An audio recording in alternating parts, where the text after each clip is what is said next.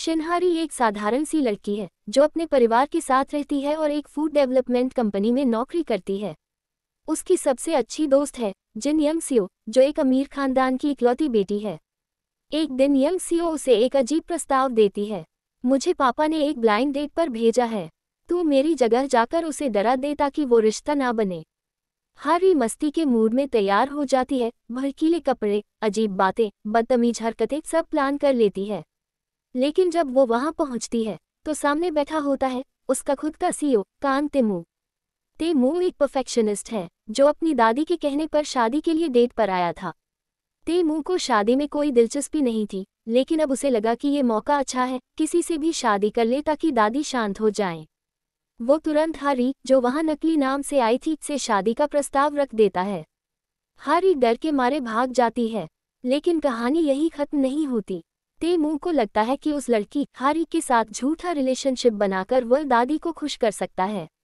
तेमू फिर से उससे मिलता है और उसे एक डील ऑफर करता है। कुछ टाइम के लिए मेरी नकली गर्लफ्रेंड बन जाओ, मैं तुम्हें अच्छा पैसा दूंगा। हारी को पैसे की सख्त जरूरत थी, इसलिए वो हाँ कर देती है। यहीं से शुरू होता है नकली प्यार का असली खेल।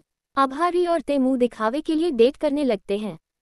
फेक रोमांस, झूठी मुस्कानें, अचानक से फोटोज खींचवाना, दादी को खुश करने के लिए प्यारी प्यारी बातें करना।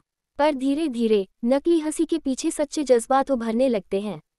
तेमू, जो कभी इमोशंस से दूर भागता था, अब खुद को हारी के साथ हंसते, उसके बारे में सोचते और उसकी केयर करते हुए पाता है। दूसरी तरफ हारी का भी दिल धड़कने लगता है, पर वो डरती है कि कहीं ये फेक रिलेशनशिप खत्म होने के बाद सब कुछ टूट ना जाए। फिर आता है एक और तगड़ा ट्विस्ट। हारी का कॉलेज क्रश मिनवू वापस उसकी जिंदगी में आता है। मिनवू अब एक फेमस शेफ बन गया है और वो भी हारी की नज़दीकियों को महसूस करने लगता है। तेमू को जलन होने लगती है। वो बार बार हारी के आसपास रहने के बहाने ढूंढने लगता है। छोटे छोटे झगड़ों, प्यारी गलतफहमियों और क्यूट जेलस मोमेंट्स के बीच तेमू को एहसास होता है कि उसे हारी से सच्चा प्यार हो गया है। तेमू की दादी को पता चलता है कि हारी एक आम लड़की है और साथ ही तेमू ने उसे फेक डेटिंग में फंसाया था।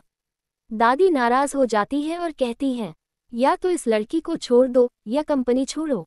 तेमू के सामने बहुत बड़ा फैसला होता है, लेकिन अब वो सब कुछ दांव पर लगाने को तैयार है। तेमू दादी से कहता है, मैं उससे प्यार करता हूँ, अगर कंपनी भी छोड़नी पड़ी तो भी मैं हारी का साथ नहीं छोड़ूंगा।